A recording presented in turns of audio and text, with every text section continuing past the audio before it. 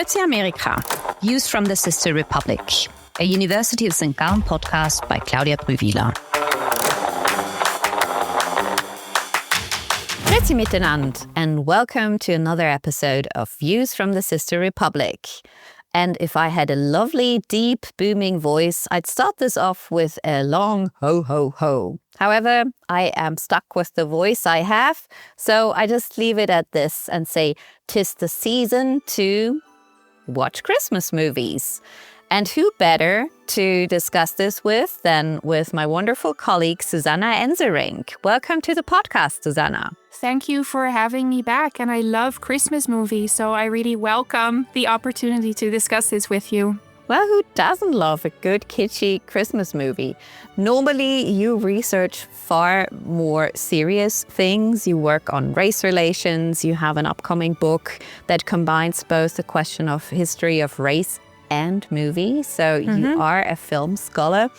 But apparently, you also have the taste for the more silly things in life, as do I. And we've established this before when we figured out that we like the same trash TV reality show. Exactly. But today, it's all about Christmas movies. And I was wondering, is there a definition of what constitutes a Christmas movie? Wikipedia hasn't delivered one. Do you have one? I don't know that I know more than Wikipedia, but I think we can see two trends, I guess, in how people tend to think of a Christmas movie. So on the one hand, you have movies that sort of center around the theme of, I guess you could say, Christmas magic. So I'm thinking about movies, the classic ones, It's a Wonderful Life or Miracle on 34th Street, that are more about, you know, the spirit of Christmas and family values, and often do involve some kind of supernatural element in that a miracle manifests and everyone comes together to celebrate a happy Christmas. And then I think perhaps in more recent years, also there's a tendency to classify any movie that is set during Christmas as a Christmas movie. So I'm thinking of Die Hard, for example, which routinely shows up at the top of the list of Americans' favorite Christmas movies. I'm not totally sold on it being a Christmas movie, but so there also seems to be a more loose definition in play right now. Yeah, I think Die Hard is an extreme case of a very un-Christmassy movie from my point of view that has been listed as a Christmas movie. But when I went through these best lists, these rankings of the best Christmas movies ever made, I was struck by seeing, for instance, Little Women by Greta Gerwig listed as a Christmas movie. And I was wondering, how did a movie like this, I loved that movie, so I was pleasantly surprised to see it there. But how do you think does a movie like Little Women end up on such a list? That's a very good question. I think in part it might just be that people want a sense of coziness, and that often translates into a nostalgia or, a penchant for more sentimental movies. That's, I guess, my only explanation for why Little Women would be on such a list. But I think in general, people just like warm, fuzzy movies. Not saying that Little Women doesn't address more serious themes, but there's a nostalgic element to it, of a simpler time, perhaps, if you will, when families were together in a certain way that, in the current moment might not be the reality for everyone anymore. Yeah, I think there's a very genuine warmth to Little Women that you rarely find actually in movies, really conveyed in such a persuasive manner. Yeah. I was also wondering to what extent Christmas movies are really an American thing.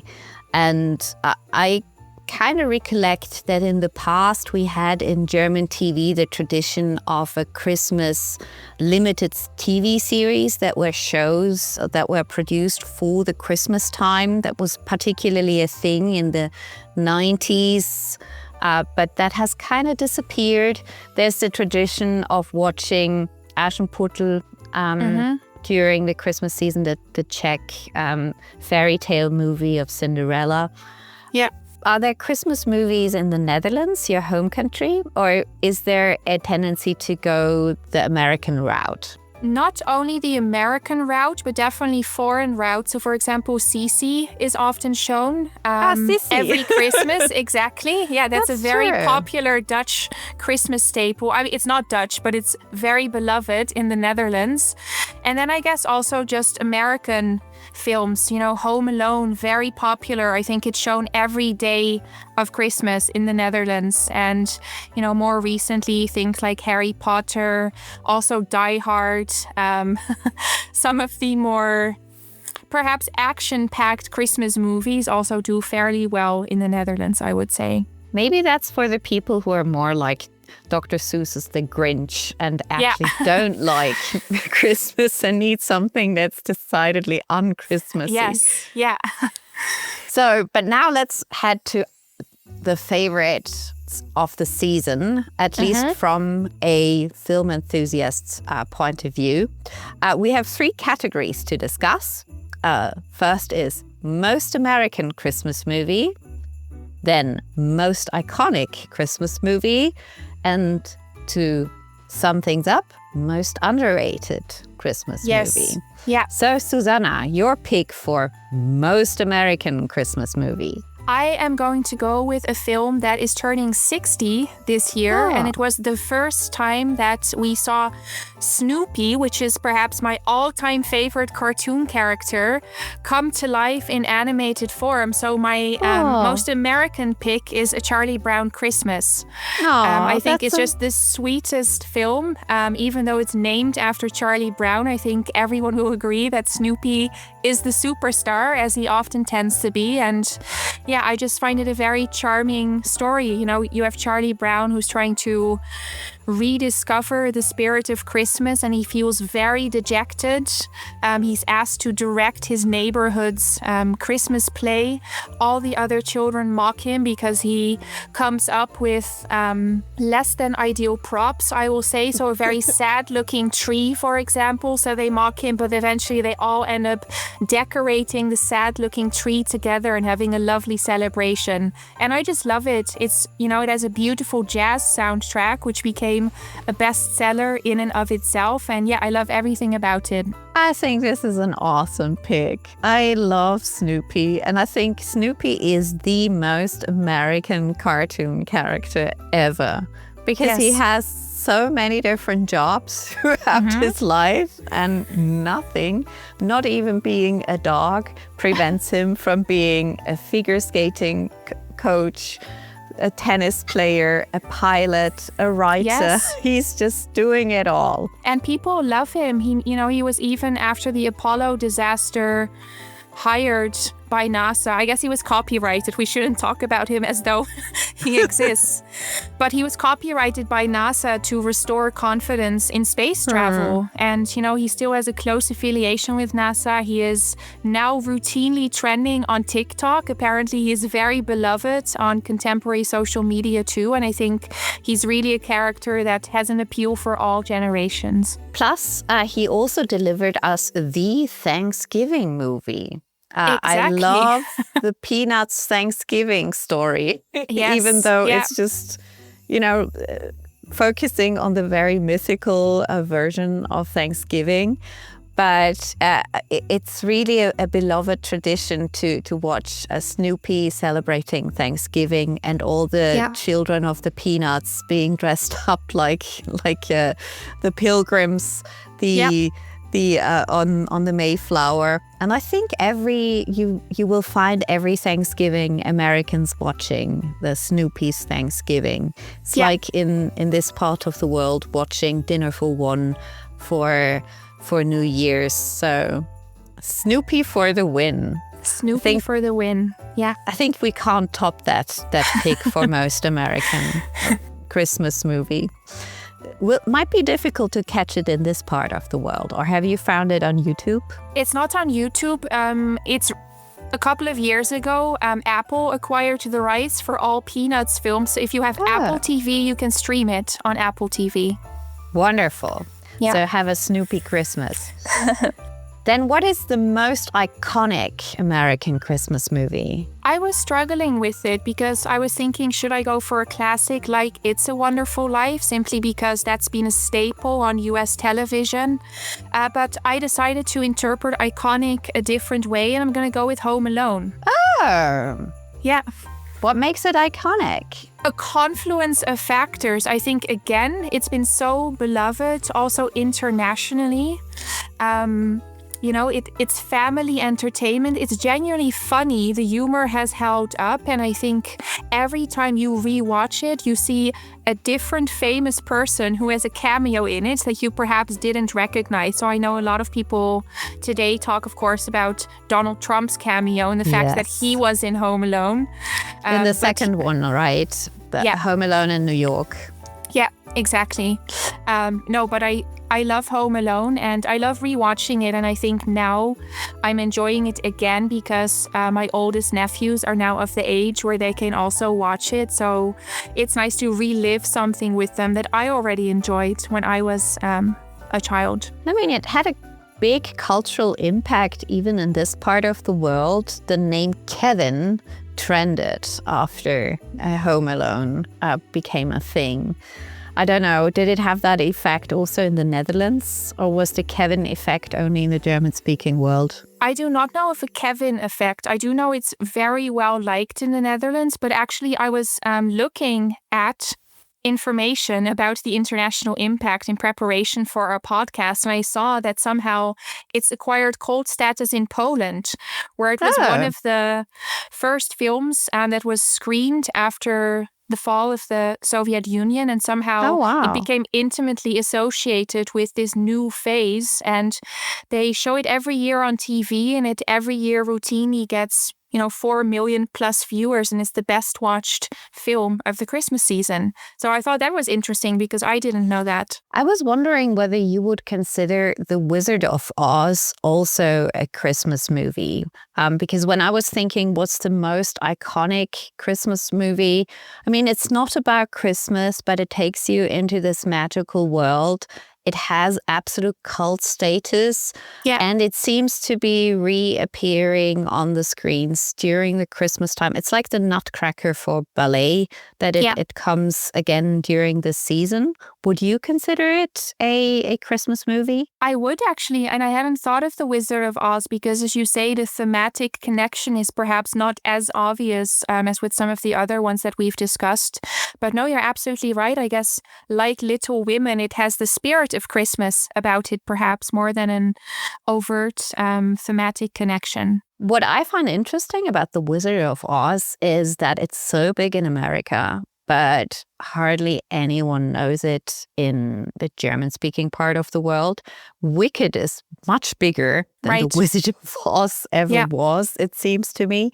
Yeah. Have you noticed this for the Netherlands as well? Absolutely. Wizard of Oz does not register. Wicked absolutely does. I don't know why that is, but even when I was in high school, I took a trip to see Wicked the musical in Germany, actually, with my high school class as part of an organized school trip. So somehow Wicked is absolutely embraced, but Wizard of Oz, I don't think I actually saw until I was in college. I think that was the first time I saw it. I was thinking maybe Wicked has the easier to identify with storyline, that it's more a coming of age story, and The Wizard of Oz is a bit subversive in some ways. It has a very particular aesthetic, whereas Wicked is now really what we're used to. It's a lot of bubblegum aesthetic from delivered by Hollywood. Yeah, exactly. I actually haven't seen the latest Wicked yet. I'm curious to see what that looks like, but no, you're absolutely right. Has created a lot of buzz, that's for sure. So, most American, we have Snoopy for the win. Most iconic, Home Alone.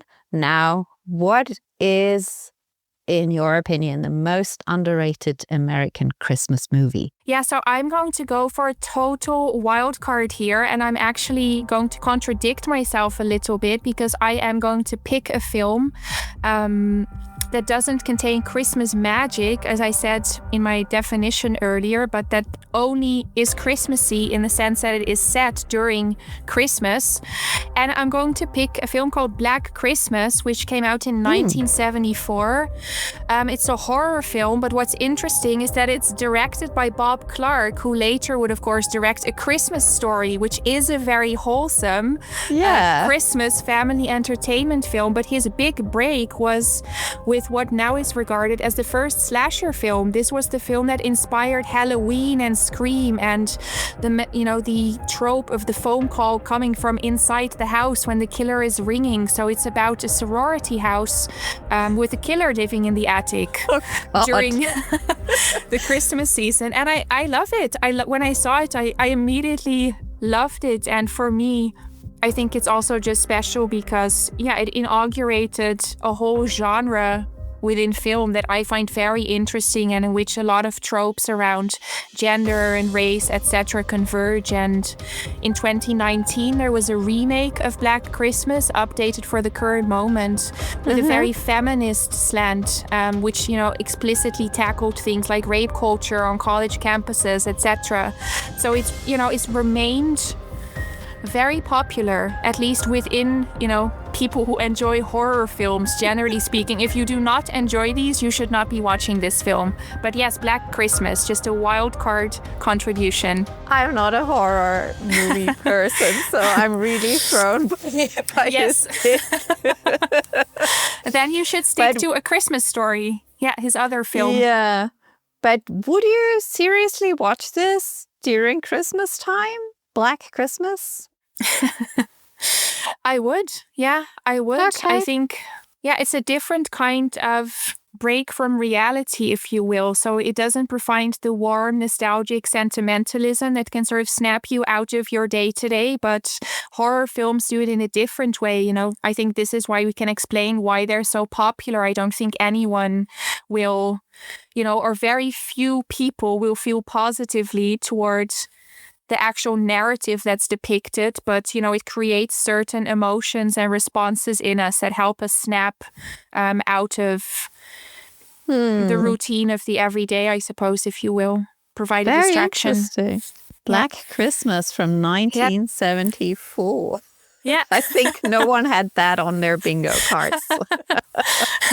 And what would you say? What's your recommendation for me? I'm not very big on Christmas movies, I have to admit. This is an episode that I'm not the best contributor to, because when I think of Christmas movies, I do have a very kitschy route that I embark on. I associate Christmas movie very heavily also with just watching Disney movies. Yeah, of course. Because in the past we had this tradition that Disney would release their newest big picture for Christmas time. And I associate Christmas TV watching as a kid with watching big Disney movies. So I don't really have an underrated movie to go with, but maybe also a bit of a stranger pick that is also very kitschy. But I've been thinking about it a lot recently because of all the horrific things that happened this year in the United States, and that is Amish Grace. It's a kind of Hallmark Lifetime made-for-TV movie that is, however, based on true events. The shooting in Amish school in the early 2000s, where the perpetrator only shot girls and a female teacher out of hatred for women.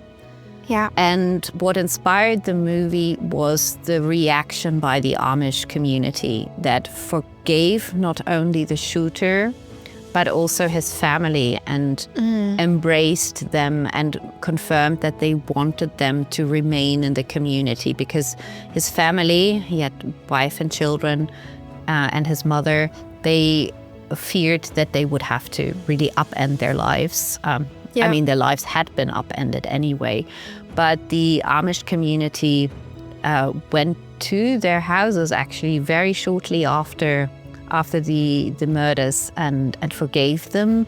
They went to the funeral of the killer to also signal their forgiveness. They shared the donations that they had received with the family. And I think it has a bit of a Christmassy feel to it, because it shows what people are capable of in terms of goodness and the power of forgiveness, which is something that eludes America oftentimes. So it's very, very kitschy. It's very centered on a community that is often disregarded, and also, let's say, they are fantasized about in ways that have nothing to do with them and more with America. But I think this story of forgiveness holds a bigger lesson that not only America can benefit from, but people at large. But it's a super kitschy movie. No, but I will watch it, and I think you're absolutely right. You know, there's also just around Christmas time, perhaps, especially a desire or an interest to look at films that depict simple kindness. You know, the power of community, forgiveness, as you say. And I think that does characterize a lot of the films that we've spoken about, and maybe also others that we didn't mention. But you see that, you know, in A Charlie Brown Christmas, it's the power of simply being nice to each other and decorating a tree. And, you know, even more capitalist children's films today, such as I watched the other day A Paw Patrol Christmas, which was a short special that came out. You know, Paw Patrol is perhaps, you know, the most marketable children's brand today. But even within that, they managed to center this message of, you know, just be kind to each other. You don't need to receive all the gifts on your wish list, because that's ultimately not what Christmas is about. But the subversive part of Paw Patrol is that it's Canadian. Is it? I actually did not know that. I did not Canadians know that Paw Patrol is Canadian. Capitalism too. Wow. Okay. Yeah. No, but I also had to think about one of the most American icons of children's literature, Dr. Seuss, who has given the world The Grinch, which you didn't in the past wasn't really known in the German-speaking world, but even H&M is nowadays creating The Grinch Christmas sweaters. Yeah. And The Grinch also ends with the spirit of Christmas not being materialistic things, but the togetherness, because the Grinch has to realize that even though he's stolen all the gifts and all the food from the Who's in Whoville, they still felt the spirit of Christmas, sang along, and that melted even his icy heart. So let's see our hearts being melted by Christmas movies. This has been a blast. Thank you, Susanna. Yeah, this has been fun. I'm now getting excited for when the term is over to start watching Christmas movies and cartoons again. So looking forward to it. Let's do that. Let's start with Snoopy. With that, we're saying goodbye to everyone, and to all those of you who are celebrating it, a very Merry Christmas with lots of family fun, togetherness. And if you're not in the mood, Black Christmas is there to save you. Auf Wiedersehen. Grüezi Amerika. Views from the Sister Republic, a University of St. Gallen podcast by Claudia Brühwiler.